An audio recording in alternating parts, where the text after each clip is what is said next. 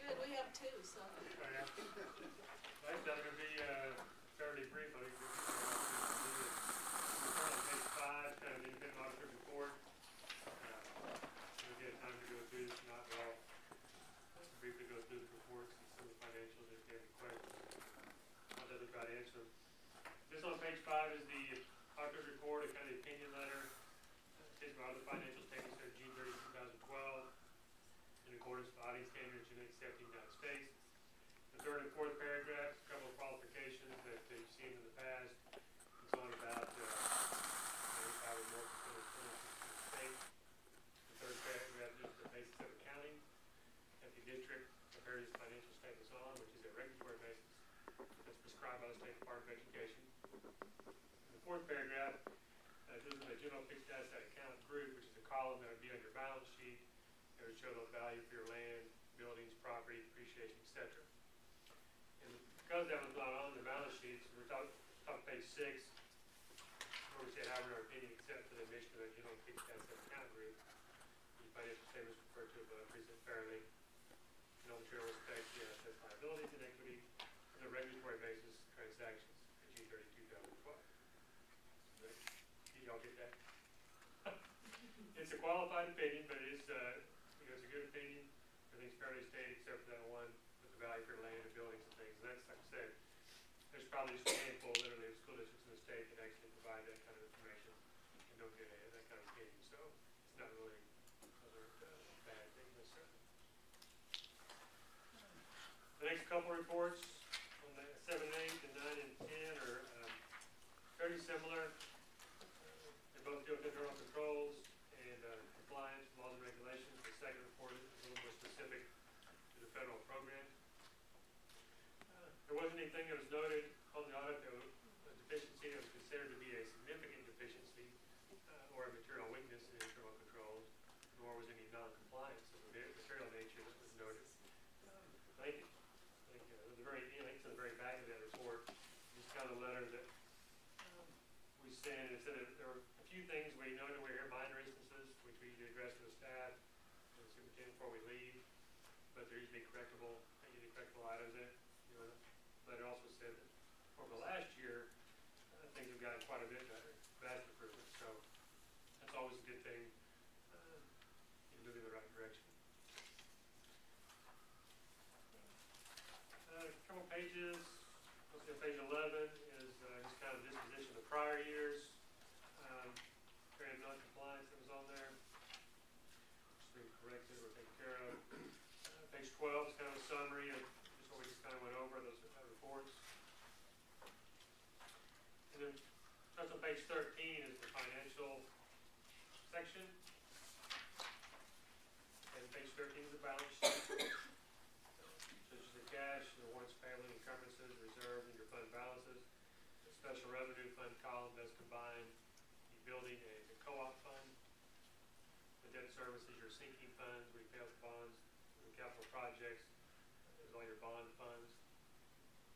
And you have your suitable trust and agency, which is your activity fund in there. And you have this column for general long-term debt, which shows the bonds and capital leases that are outstanding. And then there could be another column in there for that general fixed asset account group if that was present, but that's where it would show up. Page 14 is kind of the income statement. Kind of broad classification for revenues and expenditures. If there was an excessive revenue over the expenditures of $91,000, so your fund balance there increased from the 1.2 to 1.3 June 30, 12. Obviously, it's a good thing, a positive cash flow, especially last year whenever some of the stimulus money is no longer around, and some of the other state ed jobs and things. So that's good. And special revenue, building the co-op. I'll show you in a second where those are located. The debt service sinking fund column. It really doesn't that you guys have much control over. Once you pass the bond issue, just based on what the levy is needed to make those payments is what that fund is for. And then, of course, the capital projects. The revenues or the bond proceeds show there toward the bottom of that kind of middle to lower part of that. So you're always going to have expenditures more than the revenue until you have those bond proceeds. The next three are fairly similar reports. They just have a budget and an actual column. So the general special revenue and debt service fund. And after that comes the notes, which I'll not go through all that with you. It's pretty general information. If you have a hard time going to sleep tonight, you can read that. But after that, on page 33 and 34, this is just to show you where those special revenue funds are separated out. Page 33 is the balance sheet for those two funds. And then 34 is the income statement for those two funds. And the fund balance in the building fund increased about $24,000. And the co-op fund, there's a little deficit at 11. And that's that financial last year. It's not really uncommon. Co-ops, if you don't get your money, you don't get a claim, you get received by the year end. Which a lot of times ends up in a deficit, but apparently you got it all received this year. An important claim by the end of the year is why it has 177. How's that? Any questions so far?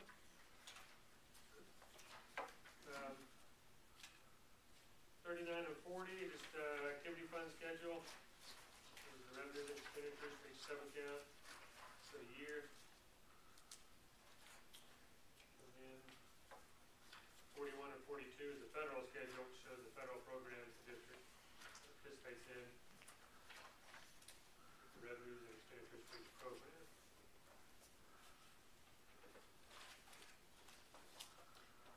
And that brings me there to the end.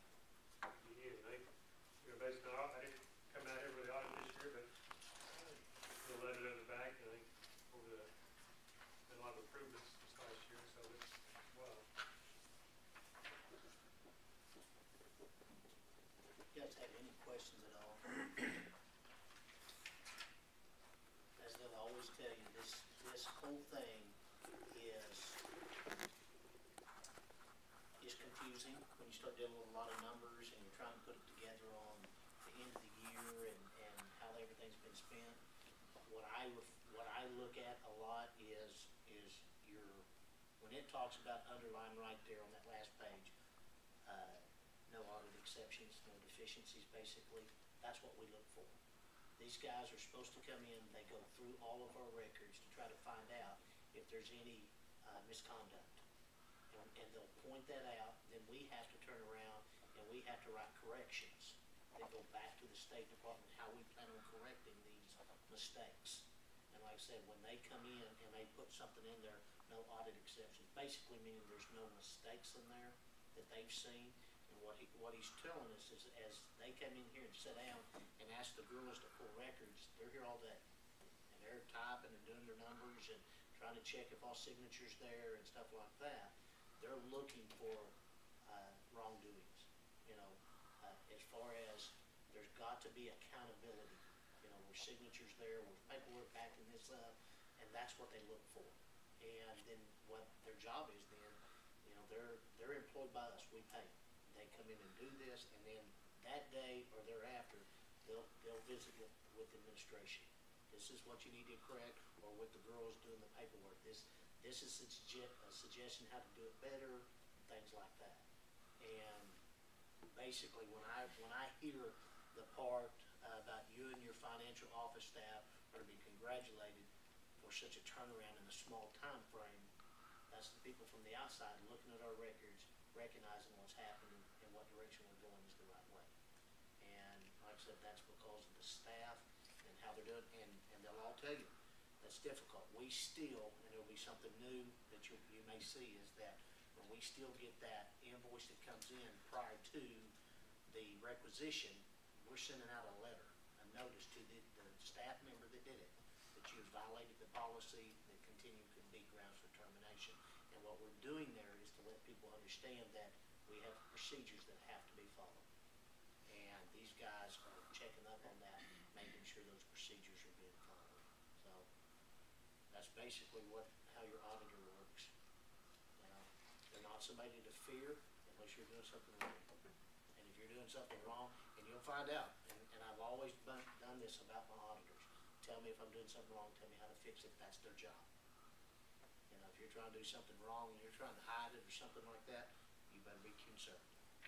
And that's the way I've always looked at the firm that comes in, tell me what we're doing wrong, and how we correct it. And they did. They looked at what was going on before I got here and said, you need some measures in here to keep people from spending money without permission. You need to make sure you hold your employees accountable. You make sure that you've got paperwork backing up your purchases. Make sure there's legit stuff out there. And that's the reason why you get the statement of a turnaround in small time frame, is because their direction, we put it in place, and the staff is carrying it out, and that's where we're at today. Yeah. And the carrying out part's a lot of the big part of that, because once you get it in place, it's great, but then you got to continue to, work it, I guess, because it's easy to get in a groove, and so then all of a sudden things start sliding back in, so that's a real important part of it, is once you get those procedures in place, they're there for a reason, and